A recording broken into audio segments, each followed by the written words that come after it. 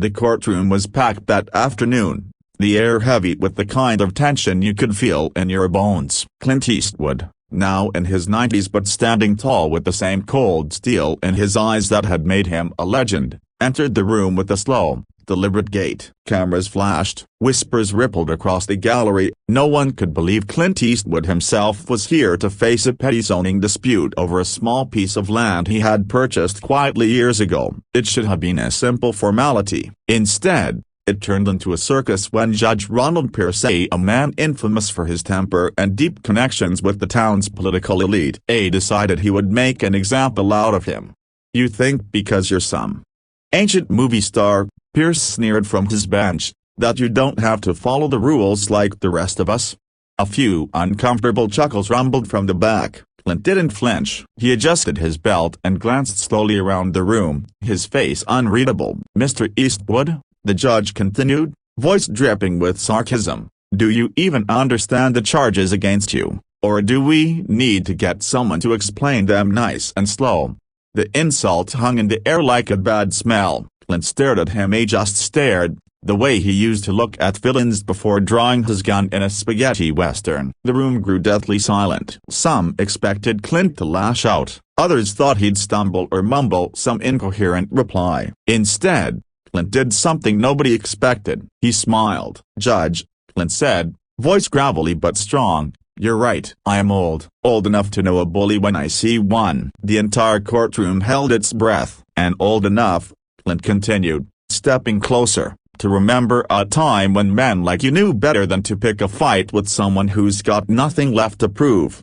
Judge Pierce's smug smile faltered. Clint reached into his jacket pocket slowly, carefully and pulled out a thick envelope. He placed it on the table in front of the judge. "What's this?" Pierce barked. "Proof," Clint said calmly. "Proof that the land's mine free and clear. Proof that you've been working behind closed doors to try and scare me off it. Proof that you've taken money to fix cases." Gasps erupted in the courtroom. Reporters scrambled over one another for a better shot. Pierce's face turned purple. "Bailiff, seize that." The bailiff hesitated and then, seeing the cameras rolling, took a respectful step toward Clint and took the envelope from the judge instead. It was over, and Clint hadn't even raised his voice. A week later, the news broke wide open. Judge Pierce was removed from the bench, pending a full federal investigation. Turns out, Clint hadn't come unprepared. He had spent months gathering evidence, hiring private investigators, working quietly while everyone assumed he was just some frail old man. When reporters caught up with him outside his ranch, Clint gave one of his rare, lopsided smiles. "Everybody gets old," he said, squinting into the sun. "But not everybody grows up." The video clip went viral instantly. Millions around the world watched it, cheering for the man who had once stared down outlaws on the silver screen and now, in real life, had stared down corruption with nothing but truth, guts, and a smile.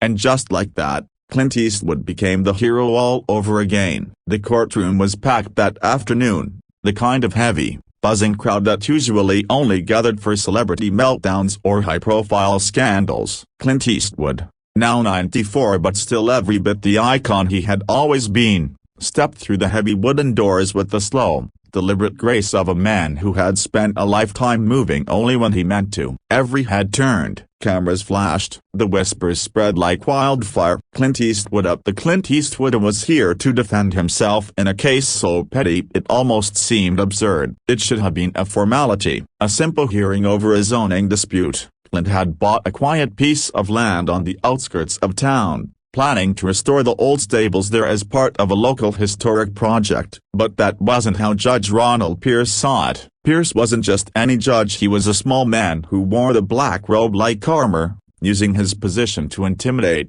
to crush anyone who didn't bow low enough. Pierce saw Clint not as a hero, but as an opportunity, a way to remind everyone who really held the power in that courtroom. As Clint took his place at the defendant's table, Pierce leaned forward on the bench, sneering like a wolf who thought he'd cornered an old, wounded animal.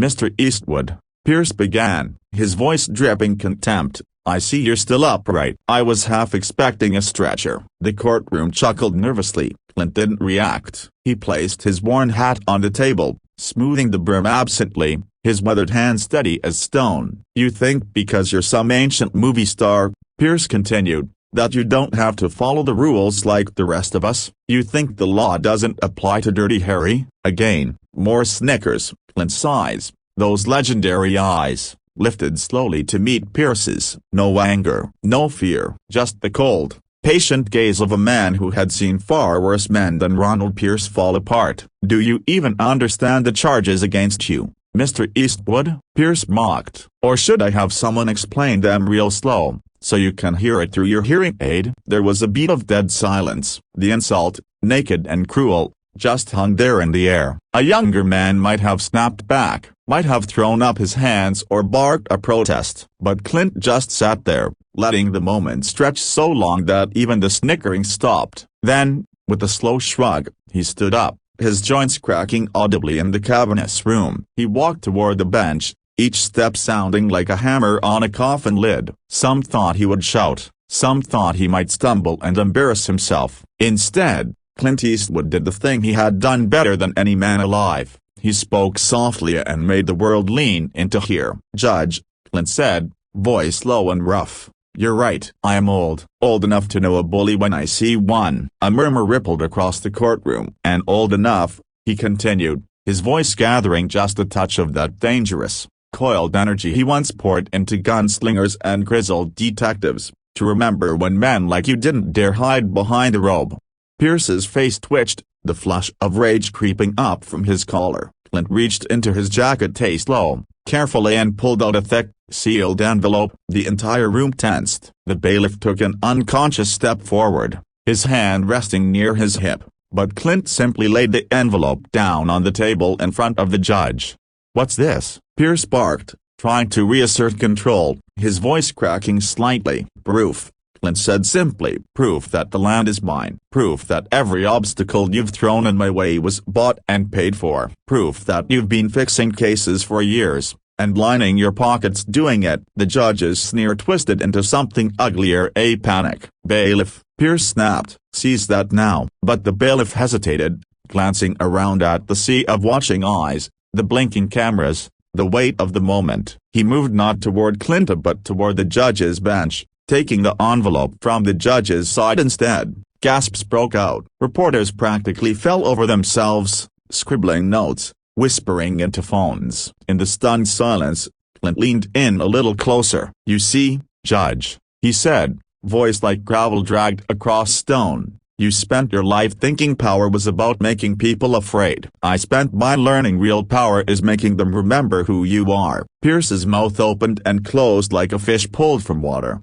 but no sound came out. "I ain't here for a fight," Clint added, almost kindly, "just here to finish it." He turned and walked away, each step measured, each moment feeling bigger than the last. The bailiff quietly handed the envelope to a pair of federal agents who had been sitting at the back of the courtroom, unseen until now. In seconds, they were escorting Judge Pierce out through a side door, the judge protesting weakly about misunderstandings, setups, conspiracies, but nobody was listening anymore.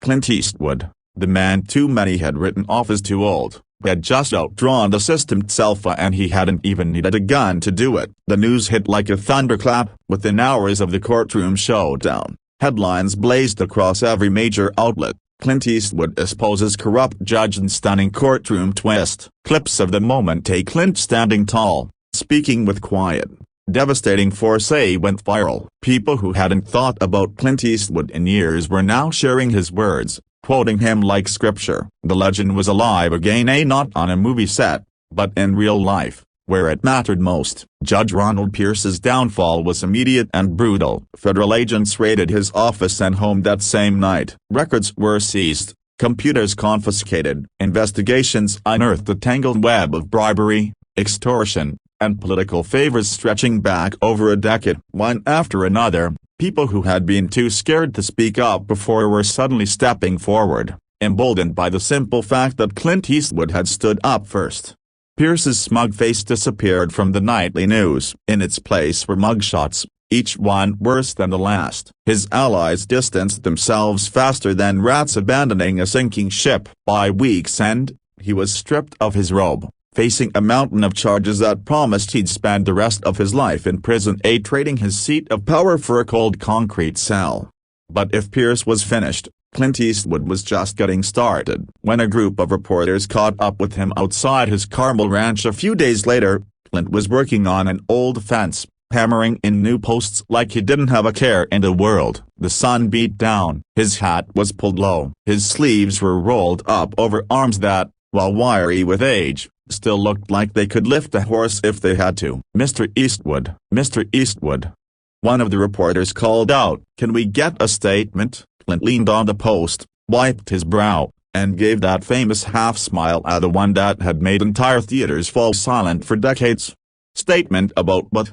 he asked, feigning innocence. "About the case, about Judge Pierce, about everything," the reporter sputtered. Clint's smile widened just a little. He looked around at the gathering crowd, neighbors, tourists, media crews, and let the silence hang again, just like in the courtroom. Finally, he said, "Everybody gets old. That's just life. But not everybody grows up." It was simple, honest, and it hit like a hammer. The reporters stood stunned for a second before shouting more questions, but Clint had already turned back to his fence post. Interview over. Within minutes, his quote had exploded across social media. Memes were made, t-shirts printed, talk shows replayed the courtroom footage alongside clips from his old films, marveling at how little had changed in Clint Eastwood's soul over the years. In a world that often discarded its heroes, he had proven once again why he would never be forgotten. Quietly, behind the scenes, Clint set up a foundation at the Eastwood Integrity Fund, dedicated to helping whistleblowers, exposing corruption, and protecting those too small to fight back alone. He didn't do it for applause. He didn't even announce it himself. People simply began hearing about it through those it helped. When asked later why he went through all that trouble when he could have just sold the land and walked away, Clint's answer was as direct as a bullet. "Because," he said, "right is right, even if you're the last man standing." And in that moment, the world remembered something it had almost forgotten. A real hero doesn't ride off into the sunset. He becomes the sunset.